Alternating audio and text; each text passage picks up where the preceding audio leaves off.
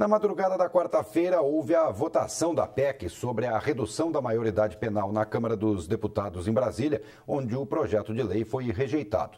Nova votação aconteceu no dia seguinte, contando com a aprovação da Câmara. A OAB e o STF criticaram a medida, alegando que a segunda votação foi contra a Constituição Federal. A repórter Samira Zorcotti traz mais informações. A Ordem dos Advogados do Brasil e o Supremo Tribunal Federal criticaram a segunda votação sobre a redução da maioridade penal.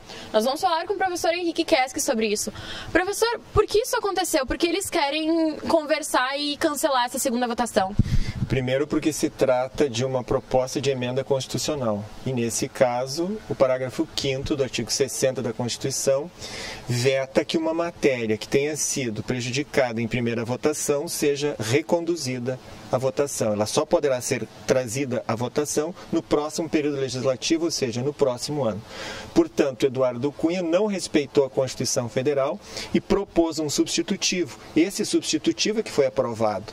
A OAB agora vai recorrer ao Supremo Tribunal Federal, que através do ministro Celso de Mello já se manifestou antecipadamente pela inconstitucionalidade da medida.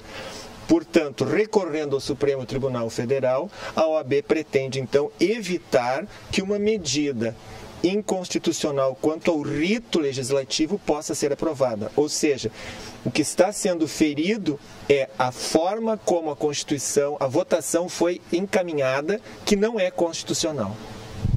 Professor, desde o início da proposta de redução, a OAB foi contra. Por que isso? Porque, na verdade, a maioridade penal ela não resolve o problema específico da criminalidade no Brasil. Só que esse é um debate muito complexo de ser decidido desta maneira. O Eduardo Cunha, na verdade, ele está propondo uma pauta conservadora de retrocesso a certas garantias constitucionais que foram colocadas a partir da Constituição de 88. Não resolve o problema da violência no Brasil. É uma postura eleitoreira meramente. E o que acontece com os nossos presídios lotados se essa lei for mesmo aprovada?